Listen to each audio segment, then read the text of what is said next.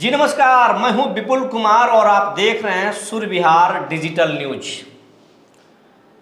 3 दिन पहले शिक्षा विभाग के अपर मुख्य सचिव डॉक्टर एस सिद्धार्थ के आदेश पर बैद्यनाथ प्रसाद ने एक आदेश जारी किया कि बीपीएससी शिक्षक नियोजित शिक्षक से सीनियर माने जाएंगे और जिन जिन स्कूलों में बीपीएससी शिक्षक होंगे वहां नियोजित शिक्षक हेडमास्टर नहीं होंगे।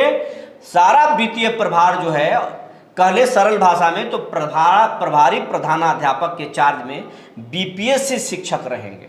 और इस आदेश के बाद बिहार भर के नियोजित शिक्षक गरम हैं और कोर्ट जाने तक की बात कर रहे हैं।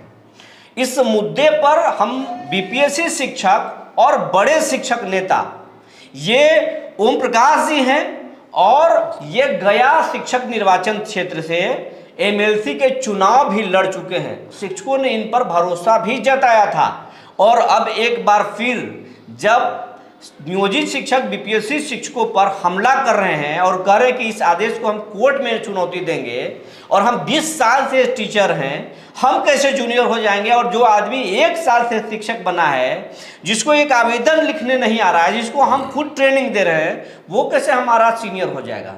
तो इन तमाम विषयों पर इन्होंने अपनी बात रखी और कहा कि इस पर हम पक्ष रखेंगे। इसीलिए आज हमारे स्टूडियो में खास मेहमान हैं ओम प्रकाश जी, जो शिक्षक नेता, बीपीएससी के शिक्षक नेता हैं और शिक्षक निर्वाचन क्षेत्र से चुनाव भी लड़ चुके हैं। ओम प्रकाश जी, आपका बहुत बहुत स्वागत है हमारे स्टूडियो में। धन्यवाद विपुल जी।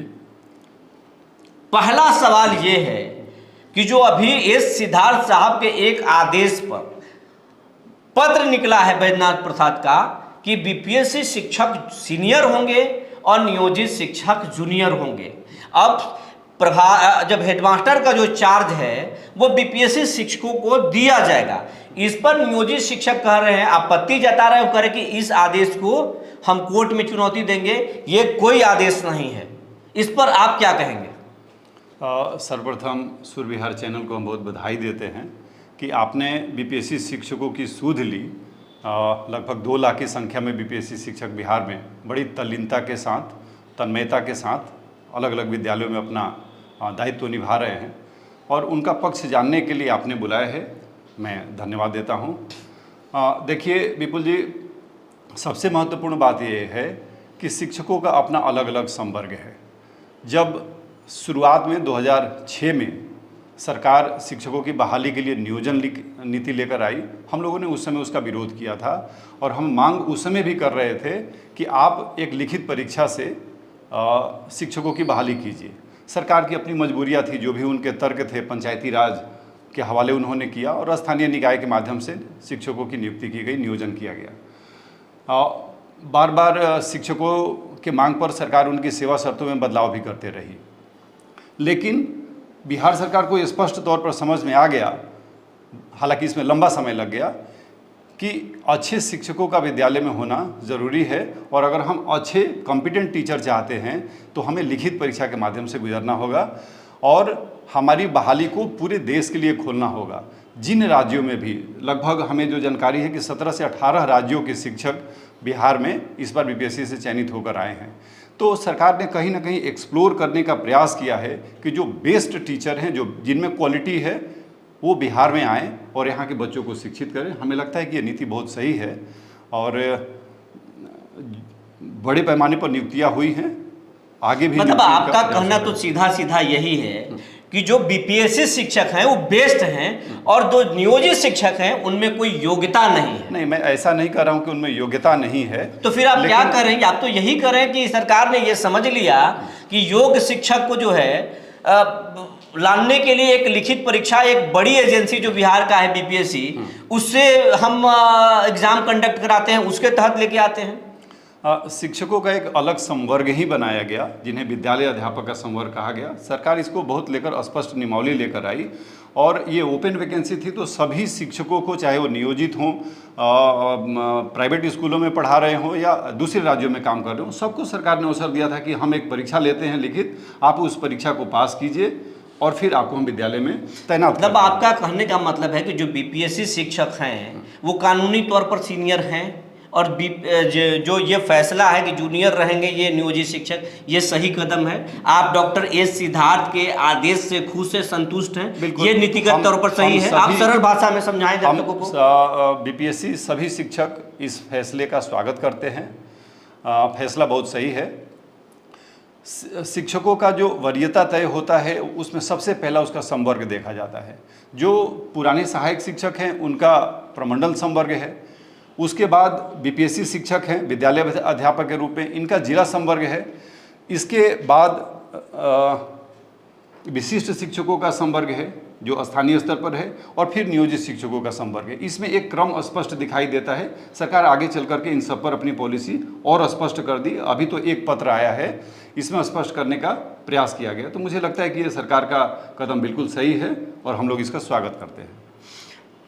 अगर आप ये करें कि संवर्ग के हिसाब से जो है वो जो है सीनियर माना जाता है, तो आप ये बताइए, बहुत सारे बीपीएससी अधिकारी जो हैं, जिनका बीपीएससी कैडर को जो अधिकारी हैं वो एक्सपीरियंस के हिसाब से उनको फिर आईएएस में, सिविल सेवा में उनको प्रोन्नति दिया जाता है और डीएम भी बनाया जाता है, सेक्रेटरी भी बनाया जाता है, तो वो सरकार की पॉलिसी गलत है? नहीं, देखिए उस पॉलिसी को समझिए।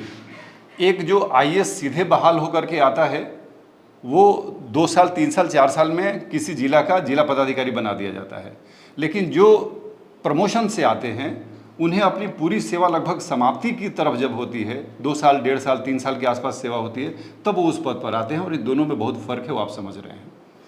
तो नियोजित शिक्षक भी तो 20 साल से नौकरी कर रहे हैं, कोई 15 साल से नौकरी कर रहे हैं, तो क्या उनको प्रभारी प्रधानाध्यापक बनाना भी गलत है? नहीं, अब तक तो विद्यालय वही चलाए, क्योंकि नियमित संवर्ग के शिक्षक कम थे, सहायक शिक्षक संवर्ग के शिक्षक कम थे, तो इस कारण से पूरा विद्यालय उनके हाथ में रहा। सरकार इस बीच में प्रधानाध्यापकों की बहाली भी नहीं कर सकी, लेकिन इस बीच एक ऑप्शन आया जब बीपीएससी शिक्षक बहाल होकर के आए, और लगभग सरकार ने बहुत कोई जल्दी में पत्र नहीं निकाला है। नवंबर 2023 में बीपीएससी शिक्षकों ने विद्यालय में योगदान देना शुरू किया था, और अब जाकर के सितंबर माह में ये पत्र निकलता है। तो हमें लगता है कि सरकार ने बहुत समझ बूझ करके ये कदम उठाया है, और बिहार में शिक्षा की गुणवत्ता को बनाए रखने के लिए, उसको और संवर्धित करने के लिए ये कदम बहुत सहायक सिद्ध होगा। नियोजित शिक्षक जो हैं, नियोजित शिक्षक का सीधा आपको भाई भी बोल रहे हैं और आप पर हमला भी कर रहे हैं, इस पर आप क्या कहेंगे? हमले तो कई तरीके से हो रहे हैं। जो मैंने तो कुछ देखा है, पुराने शिक्षक संगठन जो माध्यमिक शिक्षकों का संगठन है, उन्होंने विरोध करने में कुछ घंटों का ही समय लिया, जबकि बहुत सारे ऐसे मुद्दे हैं जिस पर सरकार का ध्यान आकृष्ट कर सकते थे, लेकिन उनका सिर्फ विरोध बीपीएससी शिक्षकों का हुआ, जो मुझे लगता है कि ठीक नहीं है। आपस में मिलजुल करके सभी संवर्ग के शिक्षकों को रहना है, और बाकी जो सीनियरिटी की बात है या आगे आने वाली बात है, मुझसे बहुत सारे शिक्षक पूछते थे, नियोजित शिक्षक, कि सर हमें अप्लाई करना चाहिए कि नहीं। मैं बहुत स्पष्ट रहा शुरू से ही, मैं उन्हें कहता था कि आप बीपीएससी का एग्ज़ाम दें और इसमें आएँ। देखिए विपुल जी, असल जो मांग थी ना, वो किसी शिक्षक संगठन ने सही समय पर सरकार से नहीं की। वो उसी समय किया जाना चाहिए था जब सरकार इसके लिए नियमावली तैयार कर रही थी, और सुझाव भी मांगा गया था। लगभग 1 लाख पत्र शिक्षा विभाग को लिखा गया, लेकिन मुझे जहाँ तक ध्यान में है, एक शिक्षक संगठन भी ऐसा नहीं था, एक शिक्षक नेता बिहार के ऐसे नहीं थे जिन्होंने ये मांग किया हो कि बीपीएससी में कम से कम 50% जो सीटें हैं वो नियोजित शिक्षक के लिए आरक्षित कर दी जाए। आप झारखंड का उदाहरण देख लीजिए। झारखंड में 50% वहाँ के जो शिक्षा मित्र हैं, जिस नाम से भी वहाँ जाने जाते हों, उनके लिए सीटें आरक्षित कर रखी है सरकार, लेकिन कभी भी वहाँ के शिक्षा मित्रों को सीधे उसने सहायक शिक्षक नहीं बनाया। वो कहा कि अगर आपको वो बनना है तो आपको कंपटीशन से होकर आना होगा, आपको परीक्षा देना होगा। बिल्कुल। तो परीक्षा से हमें लगता है कि नहीं भागना चाहिए। सरकार ने शुरू में मुझे याद है जब नीतीश जी की नई नई सरकार बिहार में बनी थी 2005 में, और वृषिण पटेल जी का औरंगाबाद में आगमन हुआ था, उस समय हम लोगों ने उन्हें ज्ञापन सौंपा था। तो उन्होंने कहा था कि आप अपनी डिग्री को ठीक रखिए, हम सर्टिफिकेट के आधार पर आपको नौकरी देने जा रहे हैं। हम लोगों ने अपोज किया था कि सर डिग्री के आधार पर बहाली क्यों? आज पूरा देश में, राज्य में सभी संस्थान जो हैं वो परीक्षा लेकर के बहाली कर रही है, आप सिर्फ सर्टिफिकेट के आधार पर नौकरी क्यों देंगे? अच्छा, एक चीज़ बताइए, अभी पूरा जो शिक्षक समाज जो है वो, मतलब खास करके नियोजित और लगभग शिक्षक समाज जो है वो डॉक्टर एस सिद्धार्थ और नीतीश कुमार पर बहुत गर्म है। वो कह रहे कि नीतीश कुमार तानाशाही कर रहे हैं, वो शिक्षकों को परेशान कर रहे हैं, ऐप्स, ई शिक्षा ऐप कोर्स की जो है कोई ज़रूरत नहीं थी, वो ज़बरदस्ती लाद रहे हैं, मानसिक तौर पर प्रताड़ित कर रहे हैं, इसको आप कितना सही और कितना गलत मान रहे हैं? नीतीश कुमार सही कर रहे हैं, एस सिद्धार्थ सही कर रहे हैं या गलत कर रहे हैं? नहीं, देखिए, नीतीश कुमार जी का लगभग 2 दशक हुआ और इस तरह के शिक्षक बहाली का भी लगभग 2 दशक अब पूरा होने जा रहा है। 2005-06 से प्रक्रिया शुरू हुई थी। 20 सालों में का एक लंबा दौर बीत चुका है।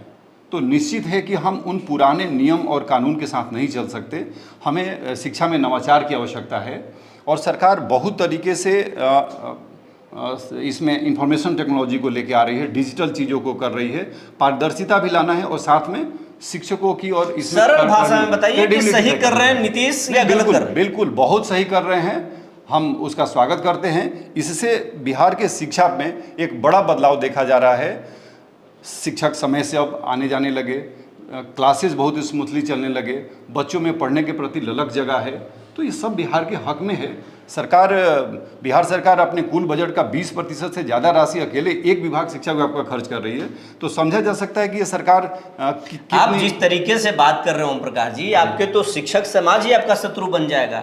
आप तो डॉक्टर एस सिद्धार्थ और नीतीश कुमार की भाषा बोल रहे हैं। आप कहीं फिर से एमएलसी तो जेडीयू से नहीं बनना चाह रहे हैं, जेडीयू के कोटे से, या नीतीश कुमार को आप झांसे में तो नहीं लेना चाह रहे हैं? नहीं, मैं किसी को झांसे में नहीं लेना चाहता। मैं एक सरकारी कर्मी हूँ, राज्य कर्मी हूँ। विद्यालय में एक अध्यापक के तौर पे मैं गया हूँ। मैं आपको एक छोटे से उदाहरण से बताता हूँ कि जब मैंने बीपीएससी के थ्रू अपने स्कूल को ज्वाइन किया, उस समय मेरे विषय में ज्योग्राफी में सिर्फ 10 छात्राओं का नामांकन था। और जैसे ही मैं गया, 1 सप्ताह मैंने स्कूल में पढ़ाया, विद्यालय में चर्चा होने लगी और फिर लगभग 170 की संख्या हो गई छात्राओं की, जिन्होंने अपना दूसरे विषय को छोड़कर भूगोल को ले लिया। इसके लिए अब तो आपको बहुत बहुत बधाई कि आपके जैसे अगर शिक्षक हों तो बिहार के तरक्की निश्चित तौर पर होगी। तो मतलब जो शिक्षक अभी ई शिक्षा कोष ऐप के लेकर के जो बहाना कर रहे हैं या एस सिद्धार्थ पर दबाव का बहाना कर रहे हैं, ये सब गड़बड़ है, वो पढ़ाने से बच रहे हैं। ई शिक्षा कोष में कुछ समस्याएं जरूर है। अभी नेटवर्क का इशू है, मान लीजिए किसी का मोबाइल चार्ज नहीं है या उसके पास उपलब्ध नहीं है, तो अभी इसमें बहुत सारी चीज़ें हैं। बट इससे बहुत हद तक विद्यालयों की मॉनिटरिंग करने में सरकार को सहूलियत हुई है। और चूंकि हमारे मन में ड्यूटी के प्रति सम्मान है, अपने कर्तव्य को हम मतलब समझते हैं, पैसा खा रहे हैं सरकार का पढ़ाने के लिए, तो पढ़ाएंगे बच्चों को। बिल्कुल बिल्कुल पढ़ाएंगे। लेकिन अभी डिजिटल चीज़ों पर सरकार फोकस कर रही है, हम स्वागत करते हैं। लेकिन जब तक पूरी तैयारी न हो जाए इसके बारे में, तब तक इसको बहुत सख्ती से लागू करने लायक नहीं है। हम सब सारे शिक्षक इसमें सहयोग करने को तैयार हैं, चाहे नियोजित शिक्षक हैं। आपसे एक आखिरी सवाल है, पाठक जी अच्छे थे या फिर एस सिद्धार्थ अच्छे हैं? देखिए, पाठक सर ने बहुत रेडिकल चेंज लाया। बहुत कम समय में उन्होंने विद्यालयों में शिक्षक पहुंचाने का कार्य किया। मुझे लगता है कि देश में ऐसा कहीं और उदाहरण नहीं मिलता जब इतने बेहतरीन तरीके से शिक्षकों की नियुक्ति करके और बहुत कम समय में विद्यालयों में पहुंचा दिया गया। फर्जी भी पकड़े जा रहे हैं। फर्जी पकड़े जा रहे हैं। उन्होंने अपनी अहर्ता को जाने बिना फॉर्म को भरा और वो जानते थे कि हम योग्य नहीं हैं, फिर भी वो इसमें दावेदार बने रहे, इसलिए उनको समस्या आ रही है। एस सिद्धार्थ कैसे लगते हैं? जिनकी योग्यता और अर्हता सही थी, उनको कहीं कोई दिक्कत नहीं है। एस सिद्धार्थ कैसे लगते हैं आपको? एस सिद्धार्थ सर बहुत अनुभवी नौकरशाह में से हैं और वो IITian हैं। उनकी तो मैं इंटरव्यू सुनता हूँ, मैं उनका फ़ैन हूँ। वो उनका प्रयास बेहद सराहनीय है और मुझे लगता है कि जो छोटी मोटी समस्याएं आ रही हैं, अगर हम शिक्षक सही तरीके से उन तक पहुंचाएं तो हमको लगता है कि जो समस्याएं उनको, मतलब नियोजित शिक्षक ये फैसले के खिलाफ अगर कोर्ट जाएंगे तो आप लोग सरकार के साथ जाएंगे। बीपीएससी शिक्षक 2.5 लाख बीपीएससी शिक्षक हैं और अब तो नियोजित शिक्षक मात्र 74,000 बचे हैं, तो आप लोग जाएंगे, सरकार की तरफ आप रहेंगे? सरकार ने हमारी नियुक्ति की है, सरकार हमको वो सारी चीज़ें दे रही है, हम सरकार के साथ ही हैं, हम समाज के साथ हैं, हम छात्र छात्राओं के साथ हैं, इसमें कोई दिक्कत नहीं है। और जिनको भी लगता है कि कहीं कुछ है तो वो अपने कोर्ट जा सकते हैं। कोर्ट जाने से किसी को कोई रोक नहीं सकता, तो कोर्ट आप न्यायालय का दरवाजा तो ये थे ओम प्रकाश जी और कह रहे हैं कि बीपीएससी शिक्षकों का पहले कोई आवाज नहीं बनता था, लेकिन अब ओम प्रकाश हैं तो बीपीएससी शिक्षकों की हक में हम लगातार आवाज उठाएंगे। और डॉक्टर एस सिद्धार्थ या नीतीश कुमार जी जो कर रहे हैं बेहतर कर रहे हैं। और इनका कहना है कि अगर शिक्षकों को पढ़ाने का पैसा मिल रहा है तो फिर पढ़ाने में दिक्कत क्या है भाई? जिसको कोर्ट जाना है इस फैसले के खिलाफ वो कोर्ट जाए, रोकता कौन है? लेकिन बीपीएससी शिक्षक सरकार के साथ खड़े हैं। ऐसे ही हम मुद्दों को लेकर आएंगे, ऐसे ही गर्मा गर्म बहस को लेकर आएंगे। बने रहिए हमारे साथ। अगर अब तक हमारे चैनल को आपने सब्सक्राइब नहीं किया है तो सब्सक्राइब कर लीजिए, बेल आइकन को दबा लीजिए। तब तक के लिए धन्यवाद।